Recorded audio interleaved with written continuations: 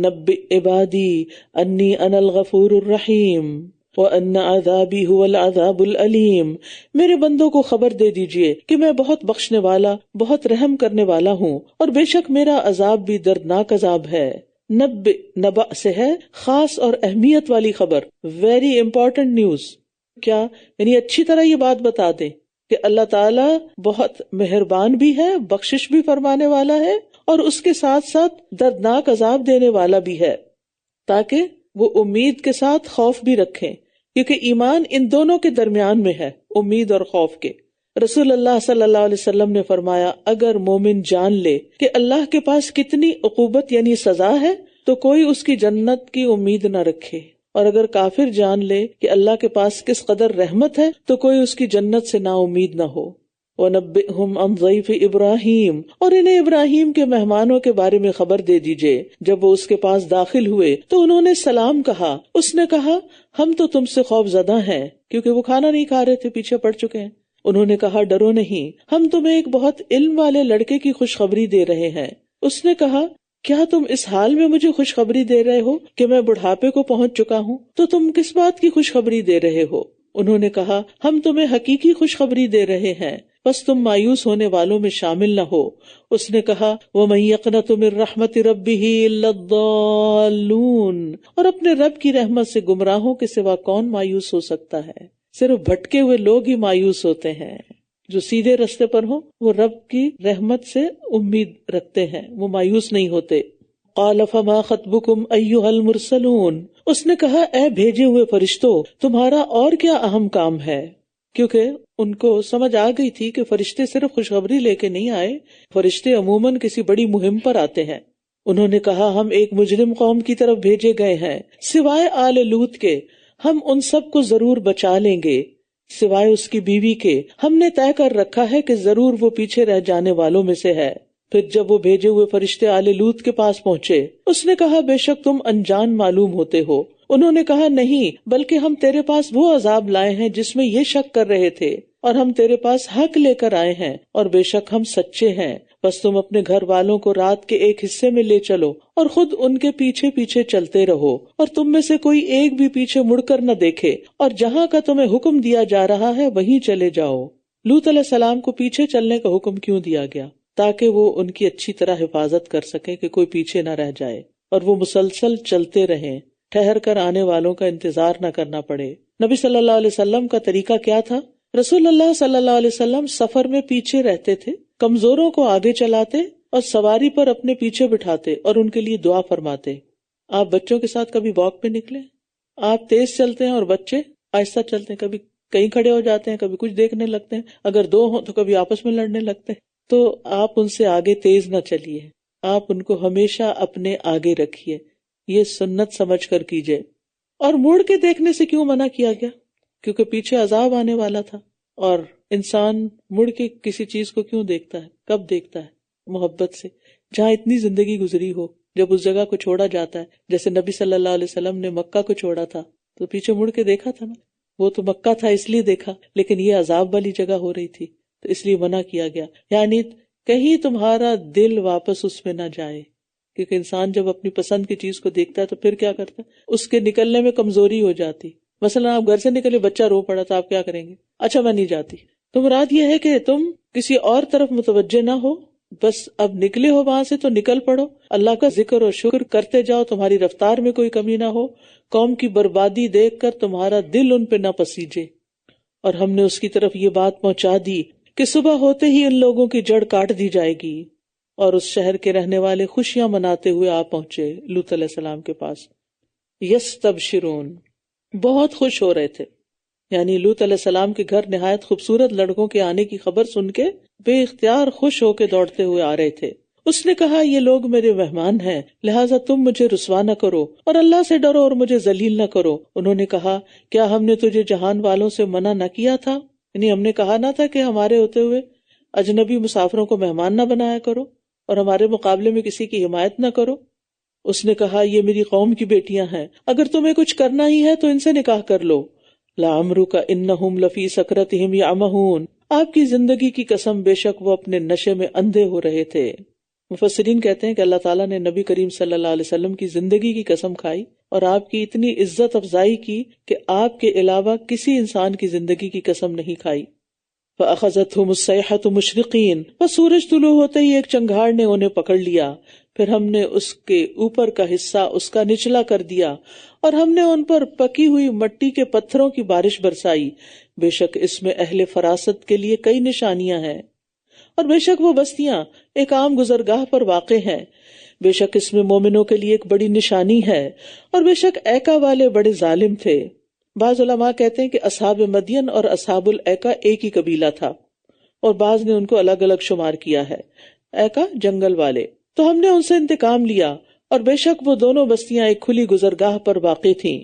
اور بے شک ہجر والوں نے بھی رسولوں کو جھٹلایا، اور ہم نے انہیں اپنی نشانیاں دی، لیکن وہ ان سے اعراض کرتے رہے، اور وہ بے خوف ہو کر پہاڑوں میں گھر تراشتے تھے.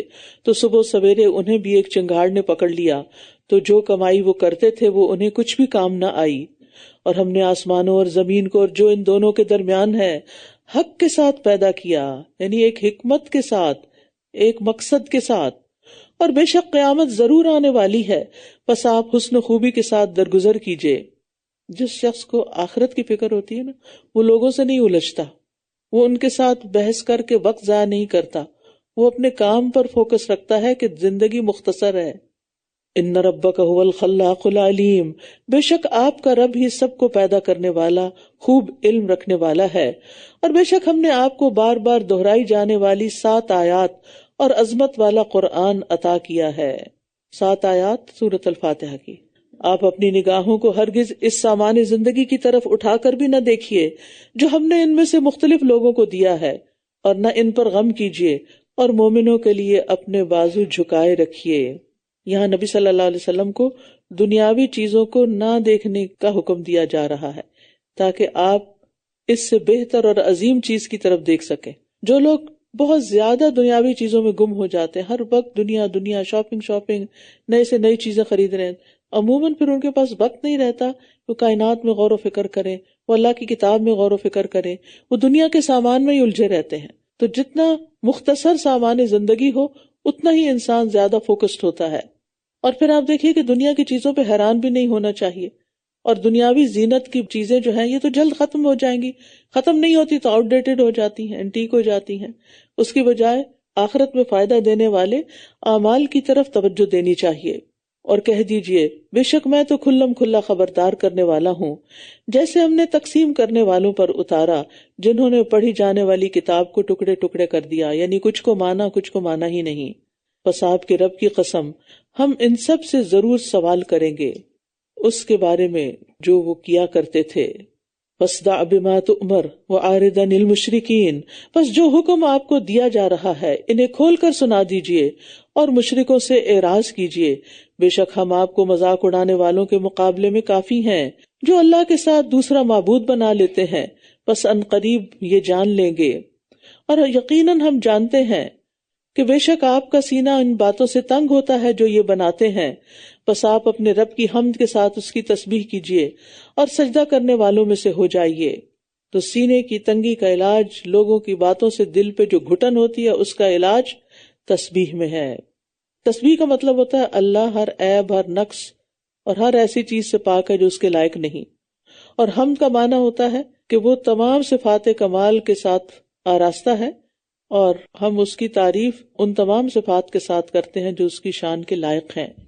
تو اس میں آپ دیکھیے کہ اگر انسان بہت تنگ ہو جائے لوگوں کی باتوں سے، فضول بحثوں سے، تو 2 کام کیجئے.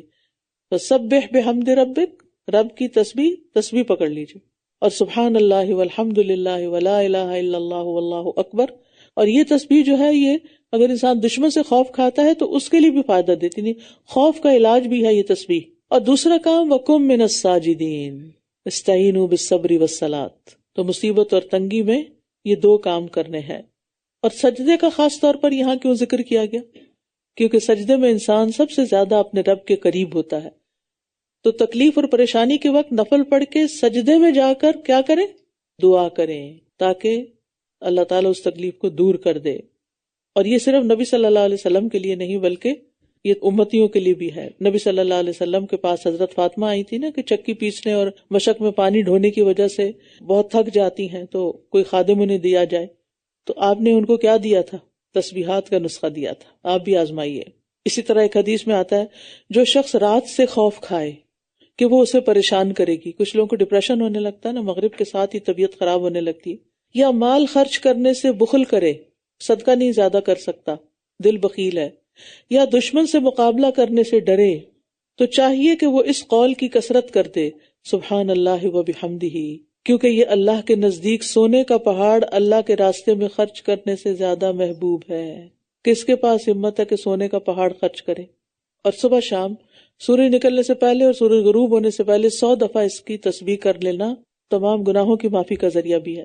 وَاعْبُدْ رَبَّكَ حَتَّى يَأْتِيَكَ الْيَقِينُ, اور آپ اپنے رب کی عبادت کرتے رہیے یہاں تک کہ آپ کے پاس یقین یعنی موت آ جائے, یعنی موت آنے تک اپنے رب کی عبادت پر قائم رہیں. بعض اور جگہوں پر بھی یقین کا لفظ موت کے لیے آتا ہے, جیسے حتی اتانا الیقین. تو اس سے یہ پتہ چلتا ہے کہ جب تک مرنے والے کو ہوش رہے نماز فرض رہتی ہے, اور انسان بیماری میں بھی کھڑے ہو کے نہیں پڑھ سکتا تو بیٹھ کے یا لیٹ کے جیسے بھی ہو اشاروں سے. اور آپ نے دیکھا ہوگا کہ جو اللہ والے ہوتے ہیں ان کو آکسیجن بھی لگی ہوتی ہیں اور وہ ہاتھ اٹھا رہے ہوتے ہیں اور نمازیں پڑھ رہے ہوتے ہیں, قومے میں بھی نمازیں پڑھ رہے ہوتے ہیں.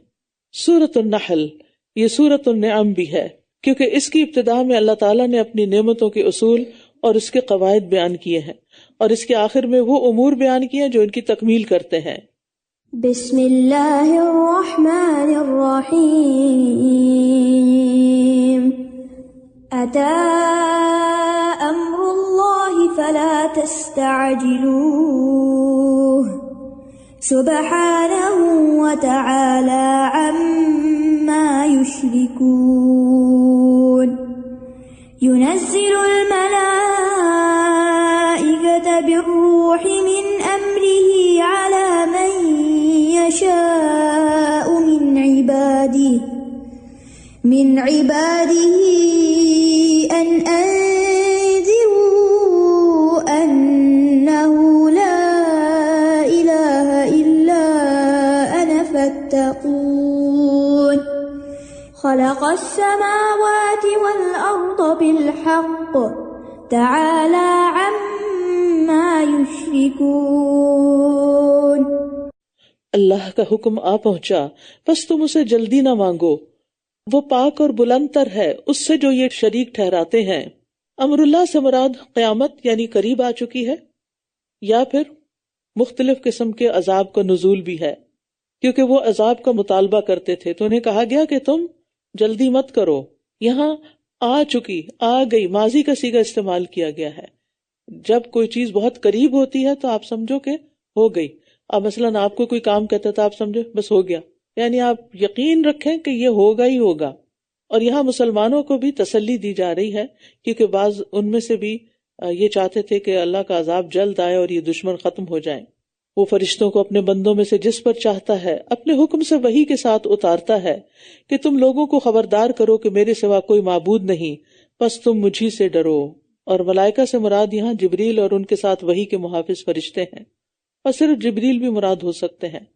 اور روح سے مراد وہ چیز ہے جس سے زندگی حاصل ہوتی ہے, یہاں مراد وہی ہے, کیونکہ حقیقی زندگی تو اسی سے ہی حاصل ہوتی ہے, دل کی زندگی بھی اور آخرت کی زندگی بھی. وہی کے دو بڑے فائدے ہیں نا قرآن و سنت کے.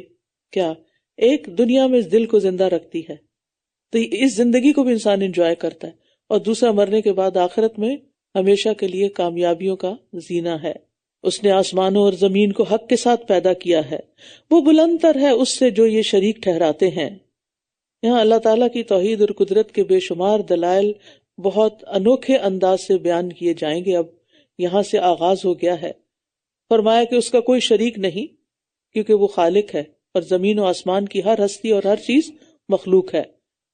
تو جسے اللہ نے حق کے ساتھ پیدا کیا, مقصد کے ساتھ پیدا کیا, بیکار نہیں, تو پھر انسان کو کیا کرنا چاہیے؟ اس کی تخلیق کی حکمتوں پر غور کرتا رہے. خلق الانسان من نطفۃ فاذا هو خصیم مبین. اس نے انسان کو ایک نطفے یعنی قطرہ منی سے پیدا کیا, پھر یکا یک وہ کھلم کھلا جھگڑنے والا ہے. اور اس نے چوپایوں کو پیدا کیا. آپ دیکھیں سب سے پہلے انسان کی تخلیق ہے، پھر انعام کی تخلیق. اب غور کرتے جائیے، بہت سی چیزوں کی تخلیق کا ذکر آئے گا، بہت سی نعمتوں کا ذکر ہوگا. اور اسی نے چوپایوں کو پیدا کیا جن میں تمہارے لیے گرمائش کا سامان ہے اور کئی دوسرے فائدے بھی ہیں، اور ان میں سے تم کھاتے ہو.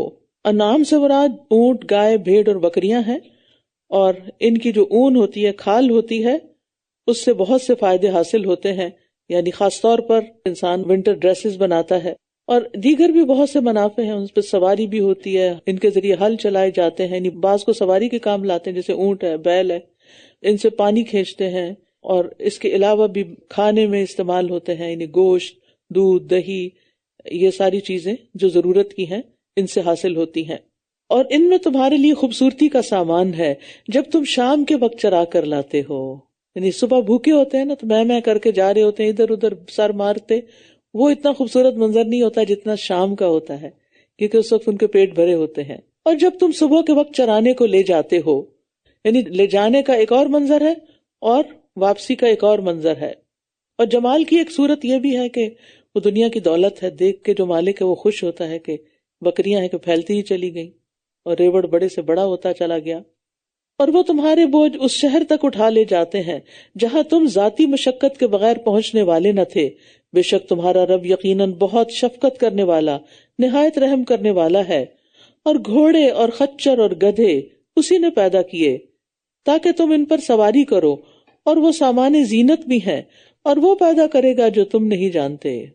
اب یہ جو گھوڑے اور خچر ہیں خاص طور پر، ان کی بہت زیادہ پرائسز ہوتی ہیں، اور کبھی کہیں ان کو کھڑا بھی دیکھیں تو ان کے اندر ایک خاص حسن ہوتا ہے. اور نبی صلی اللہ علیہ وسلم نے فرمایا کہ گھوڑے کی پیشانی سے قیامت تک کے لیے خیر باندھ دی گئی ہے.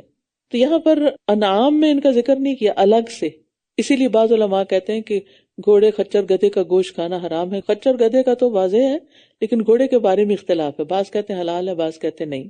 اور پھر وَيَخْلُقُ مَا لَا تَعْلَمُونَ، یہ تو وہ پیدا کر چکا، لیکن وہ اور بھی بہت کچھ پیدا کرتا ہے جس کا تمہیں علم نہیں. یعنی اس زمانے میں ان 3 چیزوں سے سواری اور باربرداری کا کام لیا جاتا تھا، اور آج آپ دیکھیں کہ باربرداری کے کتنے ذرائع ہمارے سامنے آ چکے ہیں، اور ابھی اور کتنے آئیں گے اللہ ہی بہتر جانتا ہے. اور سیدھا راستہ دکھانا اللہ ہی کے ذمہ ہے، اور ان میں سے کچھ راستے ٹیڑھے بھی ہیں، اور اگر وہ چاہتا تو ضرور تم سب کو ہدایت دے دیتا. وہی ہے جس نے تمہارے لیے آسمان سے پانی اتارا جس سے تم پیتے ہو، اور اسی سے درخت اگتے ہیں جن میں تم جانور چراتے ہو.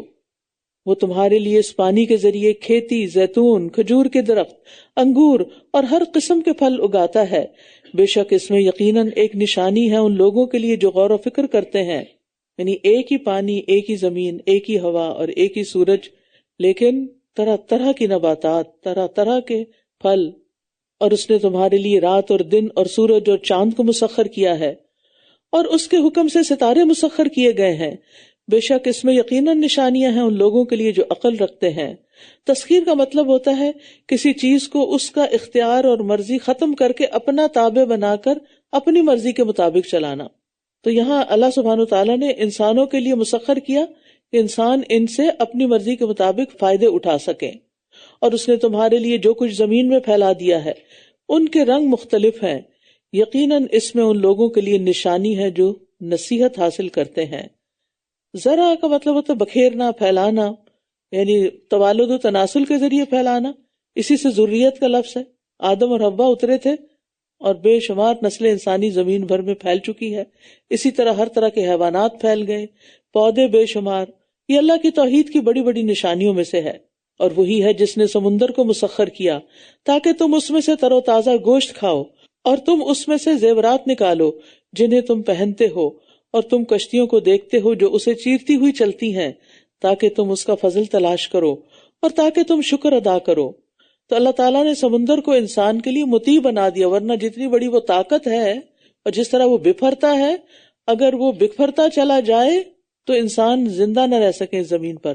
لیکن کس طرح آپ اگر سمندر کے کنارے کھڑے ہو کر دیکھتے رہیں، بڑی سے بڑی تیز لہریں آتی ہیں اور ایک جگہ آتی ہے کہ جہاں آ کر وہ سبمٹ کر دیتی ہیں، سرنڈر کر دیتی ہیں، آگے نہیں بڑھتی.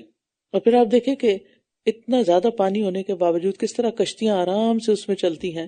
اور اس نے زمین میں پہاڑ گاڑ دیے کہ وہ تمہیں لے کر ڈھلک نہ جائیں، اور نہریں اور راستے بنا دیے تاکہ تم راہ پا سکو، اور علامات بنائیں اور ستاروں کے ذریعے وہ راہ پاتے ہیں۔ کیا بھلا وہ جو پیدا کرتا ہے اس کی مانند ہو سکتا ہے جو کچھ بھی پیدا نہیں کر سکتا؟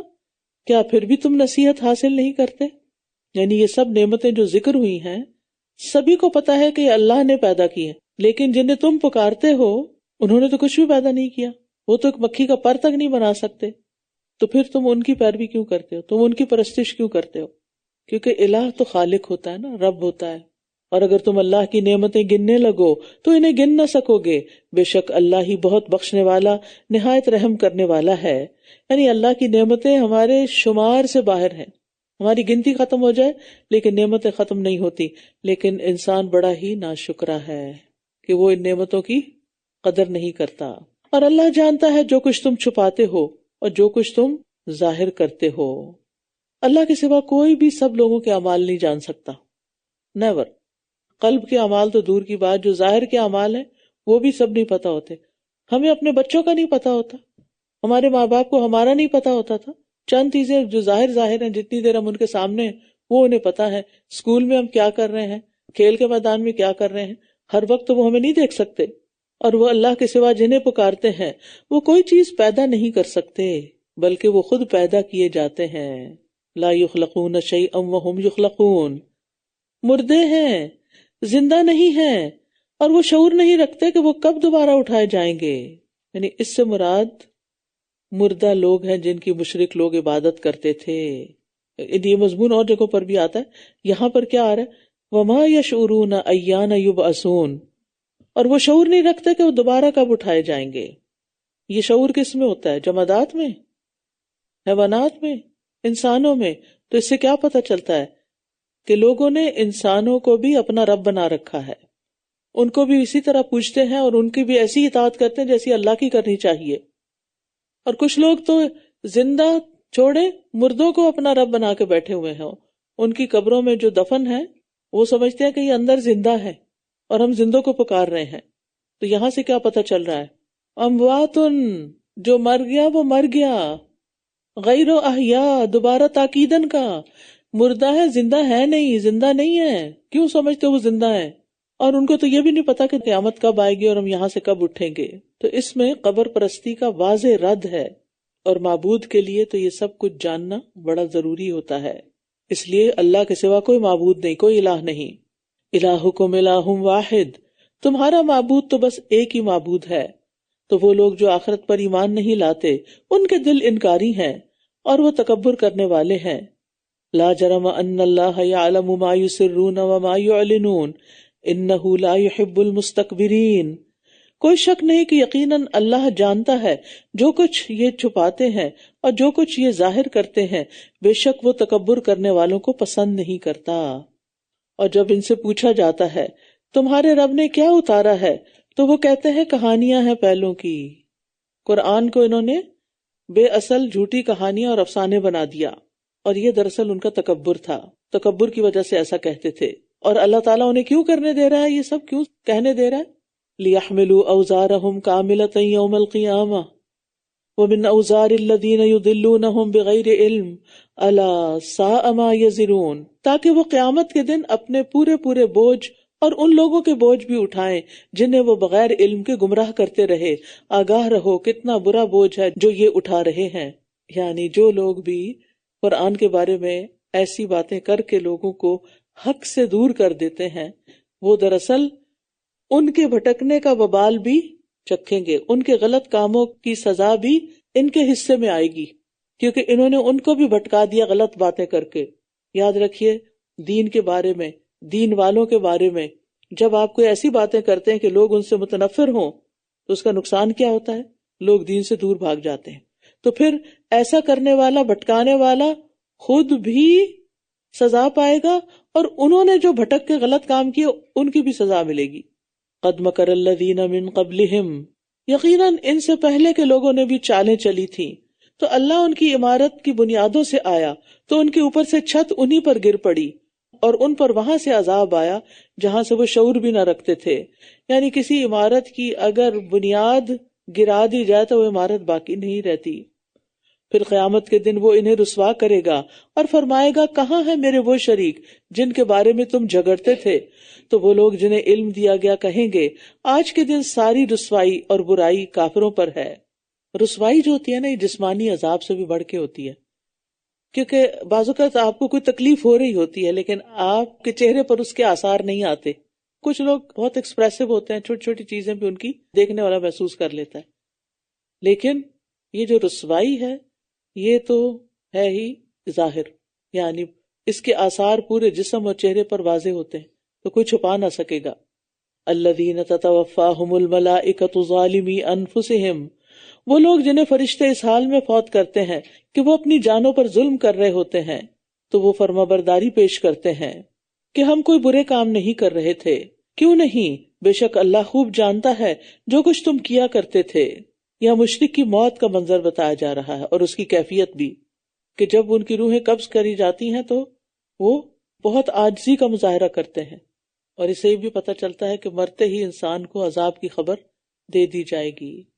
حدیث میں بھی آتا ہے پھر اگر وہ گناہگار آدمی ہو تو فرشتے کہتے ہیں اے خبیث روح نکل جو خبیث جسم میں رہی، قابل مذمت ہو کر اس میں سے نکل، کھولتے ہوئے پانی اور کانٹے دار کھانے کی خوشخبری قبول کر، اور اس کے علاوہ دیگر انواع و اقسام کے عذاب کی خوشخبری بھی قبول کرو۔ اور اس کے سامنے یہ جملے بار بار دہراتے ہیں یہاں تک کہ روح نکل جاتی ہے۔ فَادْخُلُوا أَبْوَابَ جَهَنَّمَ خَالِدِينَ فِيهَا، بس جہنم کے دروازوں میں داخل ہو جاؤ، اس میں ہمیشہ رہنے والے ہو۔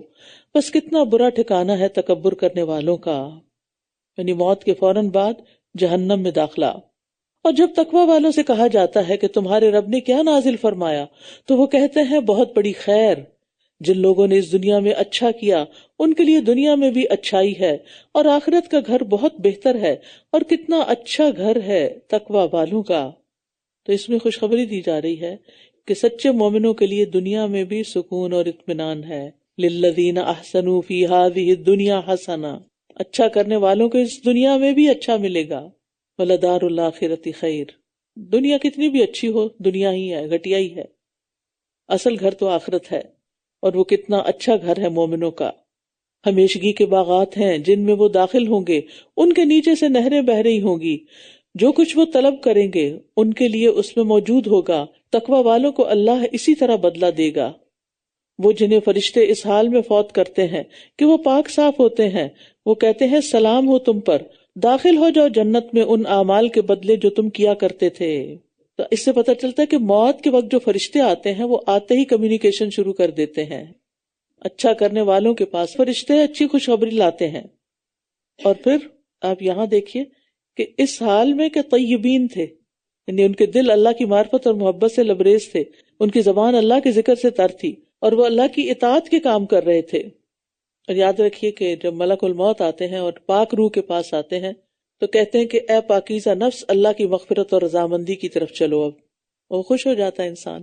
ہم سب کو وہ وقت یاد رکھنا چاہیے اور اس کو امیجن بھی کرنا چاہیے اور اس کے لیے دعائیں بھی کرنی چاہیے کہ اللہ تعالیٰ وہ خیر کا وقت لائے ہم سب کے لیے۔ اور ایک اور بات یہ کہ طیبین پاک صاف ہوتے ہیں۔ آپ نے دیکھا ہوگا کہ کچھ نیک لوگوں کے بارے میں پتہ چلتا ہے کہ جب ان کی موت کا وقت آیا تو انہوں نے کہا ہمیں وضو کرا دو، صاف ستھرا کر دو، نہا لیا انہوں نے، اور وہ اپنے ساتھ کوئی نجاست لگی ہوئی نہیں رہنے دیتے۔ تو یہ دونوں طرح کی پاکیزگی ہے، اندر کی پاکیزگی بھی اور باہر کی پاکیزگی بھی۔ تو اس میں ہم سب کے لیے سبق ہے کہ بعض اوقات لوگ اوپر سے تو بہت صاف ستھرے ہو جاتے ہیں لیکن اپنی اندرونی ناپاکیوں کی صفائی نہیں کرتے، اس کا بھی اہتمام کرنا چاہیے۔ صحیح طور پر استنجا کرنا چاہیے، صرف ٹیشو پیپر ہی کافی نہیں۔ اہل قباء کی تعریف اللہ تعالیٰ نے قرآن میں کیوں کی؟ ان کے پانی سے طہارت کرنے کی وجہ سے۔ لیکن اگر پانی سے طہارت کر رہے ہیں اور میک شور کرنا چاہتے ہیں کہ کوئی چیز ساتھ نہیں رہی تو پھر ٹیشو پیپر استعمال کر لیجئے۔